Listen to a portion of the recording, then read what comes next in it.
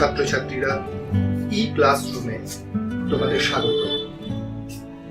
আজকে আমরা পড়ব রবীন্দ্রনাথ ঠাকুরের লেখা আফ্রিকা কবিতাটি। এটি দশম শ্রেণীর তৃতীয় পাঠ হিসাবে আছে, অত্যন্ত গুরুত্বপূর্ণ একটি কবিতা। আফ্রিকা কবিতাটি লেখা হয় 1937 সালে। রবীন্দ্রনাথ ঠাকুরের সচিব ছিলেন কবি অমিয় চক্রবর্তী। তিনি আফ্রিকা মহাদেশের ইথিওপিয়ায় ইতালির ভয়াবহ আক্রমণের বিরোধিতা করে কবিকে কিছু বলার জন্য অনুরোধ করেন। এই বর্বর আক্রমণের বিরুদ্ধে বিশ্বকে বার্তা দিতে কবিগুরু রবীন্দ্রনাথ ঠাকুর এই অসাধারণ কবিতাটি রচনা করেন। পত্রপুর কাব্যগ্রন্থের দ্বিতীয় সংস্করণে 16 নম্বর কবিতা হিসাবে এটি সংযোজিত হয়। আমি মনে করিয়ে দিই যে এই রেকর্ডটা বাড়িতে হচ্ছে, স্বাভাবিকভাবেই আশেপাশের রাস্তা থেকে প্রচুর আওয়াজ চলে আসবে, সেটা আমি আটকাতে পারবো না। সম্ভব হলে হেডফোন দিয়ে শোনো, কথাগুলো অপেক্ষাকৃত পরিষ্কার লাগবে। এই কবিতাটি পড়ার আগে, মানে এই কবিতাটি তোমাদের জন্য আমি আগে থেকে পাঠ করে রাখার ব্যবস্থা করেছি। এই আবৃত্তিটা শোনার সময় তোমরা এই আবৃত্তির সঙ্গে সাজানো যে ছবিগুলি আছে সেগুলো রিলেট করার চেষ্টা করবে, সেগুলো বোঝার চেষ্টা করবে কেন ছবিগুলো আছে। যে যে কবিতার যেসব পংক্তির মধ্যে দিয়ে আমরা যাব তার সঙ্গে সম্পর্কযুক্ত ছবিগুলো পরপর সাজানো আছে, ভাবার চেষ্টা করবে। একটা ধারণা, মোটামুটি একটা ধারণা তৈরি হবে। এরপর আমরা আমাদের মূল ক্লাসে ঢুকব। তো এখন কবিতা আফ্রিকা, কবি রবীন্দ্রনাথ ঠাকুর, শোনো। আফ্রিকা, কবিগুরু রবীন্দ্রনাথ ঠাকুর। উদ্ভ্রান্ত সেই আদিম যুগে স্রষ্টা যখন নিজের প্রতি অসন্তোষে নতুন সৃষ্টিকে বারবার করছিলেন বিধ্বস্ত, তার সেই অধৈর্যে ঘন ঘন মাথা নাড়ার দিনে রুদ্র সমুদ্রের বাহু প্রাচী ধরিত্রীর বুকের থেকে ছিনিয়ে নিয়ে গেল তোমাকে আফ্রিকা। বাঁধলে তোমাকে বনস্পতির নিবিড় পাহারায়, কৃপণ আলোর অন্তপুরে। সেখানে নিভৃত অবকাশে তুমি সংগ্রহ করছিলে দুর্গমের রহস্য, চিনছিলে জল স্থল আকাশের দুর্বোধ সংকেত। প্রকৃতির দৃষ্টি অতীত জাদু মন্ত্র জাগাচ্ছিল তোমার চেতনাতীত মনে। বিদ্রুপ করছিলে ভীষণকে বিরূপের ছদ্মবেশে, শঙ্কাকে চাচ্ছিলে হার মানাতে, আপনাকে উগ্র করে বিভীষিকার প্রচন্ড মহিমায় তাণ্ডবের দুন্দুভি নিনাদে। হায় ছায়াবৃতা, কালো ঘোমটার নিচে অপরিচিত ছিল তোমার মানব রূপ উপেক্ষার আবিল দৃষ্টিতে। এলো ওরা লোহার হাত করে নিয়ে, নখ যাদের তীক্ষ্ণ তোমার নেকড়ের চেয়ে। এলো মানুষ ধরার দল, গর্বে যারা অন্ধ তোমার সূর্যহারা অরণ্যের চেয়ে। সভ্যের বর্বর লোভ নগ্ন করল আপন নির্লজ্জ অমানুষতা। তোমার ভাষাহীন ক্রন্দনে বাষ্পাকুল অরণ্য পথে পঙ্কিল হলো ধূলি তোমার রক্তে অশ্রুতে মিশে। দস্যু পায়ের কাঁটা মারা জুতোর তলায় বিভৎস কাদার পিণ্ড চির চিহ্ন দিয়ে গেল তোমার অপমানিত ইতিহাসে। সমুদ্র পারে সেই মুহূর্তে তাদের পাড়ায় পাড়ায় মন্দিরে বাজছিল পূজার ঘণ্টা, সকালে সন্ধ্যায় দয়াময় দেবতার নামে। শিশুরা খেলছিল মায়ের কোলে, কবির সঙ্গীতে বেজে উঠছিল সুন্দরের আরাধনা। আজ যখন পশ্চিম দিগন্তে প্রদোষকাল ঝঞ্ঝা বাতাসের ঊর্ধ্বশ্বাস, যখন গুপ্ত গহ্বর থেকে পশুরা বেরিয়ে এলো, অশুভ ধ্বনিতে ঘোষণা করল দিনের অন্তিমকাল। এসো যুগান্তের কবি, আসন্ন সন্ধ্যার শেষ রশ্মিপাতে দাঁড়াও ওই মানহারা মানবীর দ্বারে। বলো ক্ষমা করো, হিংস্র প্রলাপের মধ্যে সেই হোক তোমার সভ্যতার শেষ পুণ্যবাণী। কবিতাটি শুনলে তোমরা, আশা করি ছবিগুলো দেখেছো। এখন কবিতার মূল পাঠ। তো যেটা বলছিলাম যে আমাদের আজকের পাঠ্য আফ্রিকা কবিতাটা শুরু হচ্ছে এইভাবে: উদ্ভ্রান্ত সেই আদিম যুগে স্রষ্টা যখন নিজের প্রতি অসন্তোষে নতুন সৃষ্টিকে বারবার করছিলেন বিধ্বস্ত।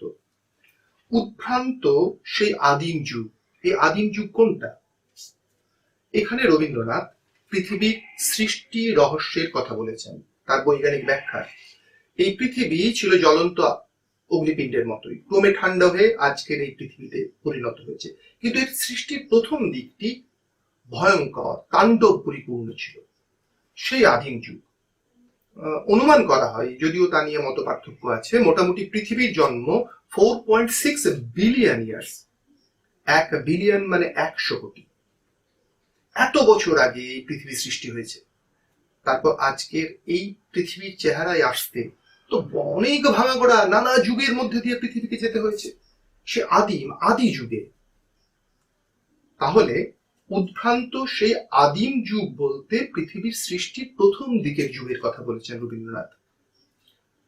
উদ্ভ্রান্ত কেন? এই বিশেষণটি কেন? তার কারণ তখন কোনো কিছু সুস্থির ছিল না, সবকিছু ছিল টালমাটাল। এই ভাঙছে, এই গড়ছে, এই পরিবর্তন ঘটে যাচ্ছে, তাই উদ্ভ্রান্ত বিশেষণটা ব্যবহার করা হয়েছে। তাহলে উদ্ভ্রান্ত সেই আদিম যুগে স্রষ্টা মানে হচ্ছে সৃষ্টিকর্তা। রবীন্দ্রনাথের ঈশ্বর ভাবনায় ঈশ্বর হলেন অবাং মানসগোচর এক পরম পদার্থ, যিনি সমস্ত কিছুর মূলে। এই সৃষ্টি, লয়, সমস্ত কিছুর মূলে যিনি আছেন তিনিই হচ্ছেন স্রষ্টা বা ঈশ্বর। তাহলে উদ্ভ্রান্ত সে আদিম যুগে স্রষ্টা অর্থাৎ এই পৃথিবীর সৃষ্টিকর্তা, এই জগতের সৃষ্টিকর্তা যখন নিজের প্রতি অসন্তোষ মানে তিনি বানাতে চাইছেন যা, তা তিনি পাচ্ছেন না।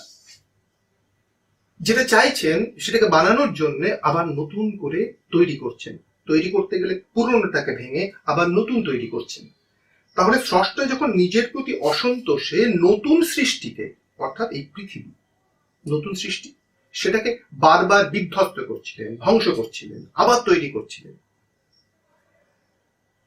এই সময়টায় এখানে একটা কথা মনে রাখা ভালো, একটা বাচ্চা যেমন মাটির পুতুল বানাতে গেলে তাকে বানালো, পুতুলটা তার পছন্দ হলো না, আবার সেই নরম মাটিটাকে ভেঙে আবার নতুন পুতুল বানালো। এরকম চলে তো ঈশ্বরও যেন সেরকম ভাবে নতুন সৃষ্টিকে দুমড়ে মুচড়ে আবার নতুন করে বানাচ্ছেন।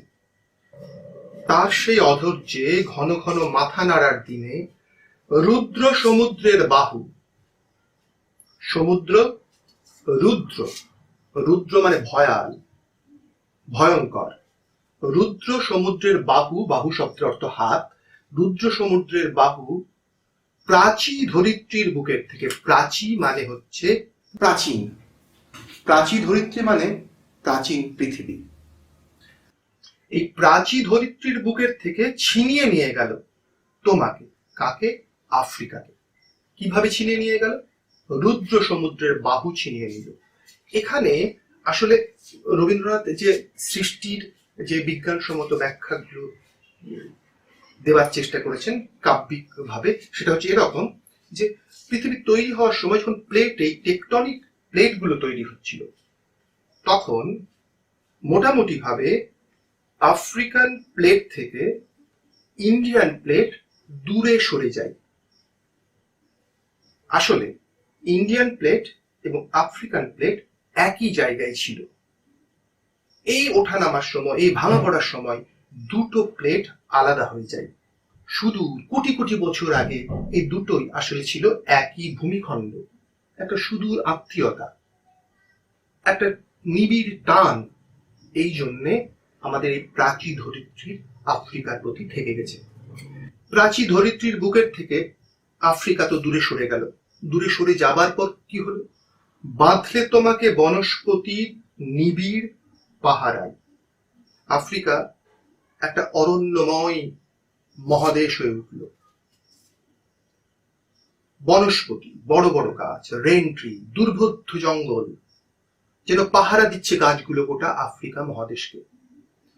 বাঁধলে তোমাকে বনস্পতির নিবিড় পাহারায় কৃপণ আলোর অন্তপুরে। কৃপণ শব্দের অর্থ যার যে খরচ কম করে, যে খরচ করতে চায় না। তাহলে এই কৃপণ আলো মানে যেখানে আলো কম খরচ হয়, অর্থাৎ আলো যেখানে কম এসে পৌঁছয়। কৃপণ আলোর অন্তপুরে, অর্থাৎ আফ্রিকা মহাদেশে এত বড় বড় অরণ্য, এত ঘন বন যে সূর্যের আলো সেই গাছ ভেদ করে মাটিতে অব্দি পৌঁছয় না। সেখানে আফ্রিকা মহাদেশকে যদি আমরা এবার একটা মানবী হিসেবে কল্পনা করি, তাহলে তাকে ব্যক্তি হিসেবে দেখলাম। এখানে রবীন্দ্রনাথ বলছেন, সেখানে নিভৃত অবকাশে তুমি, এই তুমিটা হলো আফ্রিকা। নিভৃত অবকাশে তুমি সংগ্রহ করছিলে দুর্গমের রহস্য। কিসের রহস্য? দুর্গমের রহস্য। আফ্রিকা এমনিতে দুর্গম একটা মহাদেশ। সভ্য মানুষ দীর্ঘদিন আফ্রিকা পৌঁছতে পারেনি সমস্ত অঞ্চলে। আফ্রিকা তাদের কাছে একটা ভয়ের জায়গা ছিল। অত্যন্ত দুর্গম একটা মহাদেশ হচ্ছে আফ্রিকা। তাই আফ্রিকা যেন সেখানে নিভৃত, নিভৃত মানে ভিড়ভাড় নেই, বাইরের সভ্য মানুষ সেখানে পৌঁছয় না, নিভৃত অবকাশে দুর্গমের রহস্য খুঁজে বার করছিল। চিন ছিল, কি চিন ছিল? জল, স্থল, আকাশের দুর্বোধ সংকেত। রবীন্দ্রনাথ ভাবছেন, এই প্রকৃতি আমাদের কাছে বার্তা পাঠায়। এই প্রকৃতি, এই সমস্ত কিছু মানুষের কাছে কোনো বার্তা পৌঁছতে চাইছে। আফ্রিকা যেন সেই বার্তা খুঁজছিল। কোথা থেকে? জল থেকে খুঁজছিল, স্থল থেকে খুঁজছিল, আকাশ থেকে, যে সংকেত দুর্বোধ, সহজে বোঝা যায় না।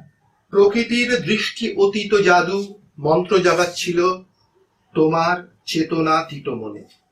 প্রকৃতির একটা ম্যাজিক আছে, একটা জাদু। সে জাদু কিন্তু আমরা সহজে দেখতে পাই না, আমাদের দৃষ্টির অতীত। এই জাদু যে কেউ হঠাৎ করে আমরা বুঝতে পেরে যাব না, সাধনা লাগে, এর জন্য অন্যরকম ভাবনা চিন্তা থাকতে হয়। তাহলে প্রকৃতির দৃষ্টি অতীত জাদু, অর্থাৎ প্রকৃতির যে জাদু, যে দৃষ্টির অতীত, যে জাদু আমরা দেখতে পাই না সহজে, মন্ত্র জাগাচ্ছিল। কি করছিল? মন্ত্র জাগাচ্ছিল। কোথায়? তোমার চেতনাতীত মন। তোমার মানে আফ্রিকার, আর মন, আফ্রিকাকে আমরা আগেই বলেছি, আফ্রিকাকে নারী হিসেবে কল্পনা করা হয়েছে।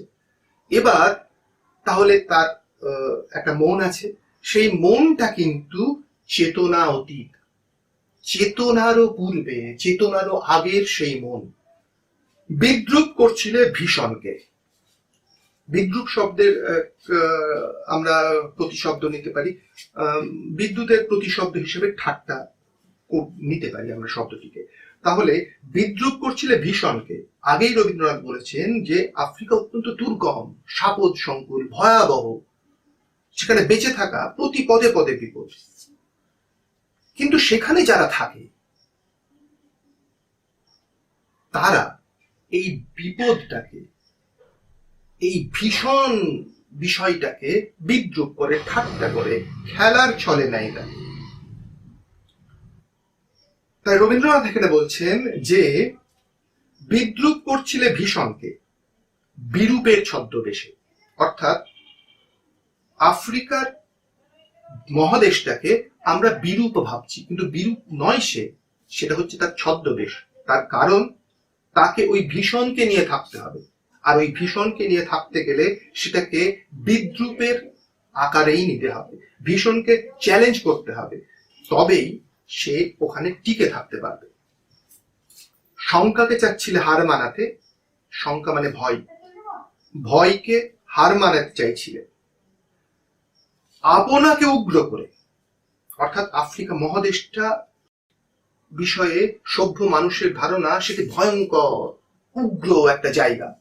তাই আপনাকে উগ্র করে বিভীষিকার প্রচন্ড মহিমায় সভ্য মানুষ, তথাকথিত সভ্য মানুষ, এমনি যাদের দেশ তত বিপদ সংকুল নয়। তাদের দৃষ্টিতে আফ্রিকা হচ্ছে একটা অত্যন্ত উগ্র বিভীষিকাময় একটা জায়গা। শঙ্কাকে চাচ্ছিলে হার মানাতে, আপনাকে উগ্র করে বিভীষিকার প্রচন্ড মহিমায় তাণ্ডবের দুন্দুভি নিনাদে। এই আফ্রিকা দেশটি ভয় ডরহীন, কারণ এখানে ভয় পেলে এই দেশটির প্রকৃতি এমন যে সেখানে ভয়ের কোনো জায়গা নেই। প্রতি পদে পদে যেখানে বিপদ, সেখানে বিপদকে ভয় করে থাকা যায় না। তাহলে আফ্রিকা চাইছিল শঙ্কাকে, ভয়কে হার মানাতে। কিভাবে? নিজেকেই উগ্র করে, আপনাকে উগ্র করে বিভীষিকার প্রচন্ড মহিমায়। অর্থাৎ আফ্রিকাকে মনে হচ্ছে, অন্যান্য দেশের মানুষের কাছে মনে হয় যে আফ্রিকা একটা অত্যন্ত বিভীষিকাময় জায়গা। কিন্তু এই বিভীষিকা, আফ্রিকা সম্বন্ধে যে বিভীষিকার কথা আমরা ভাবি, সেটি আসলে এরকম নয়।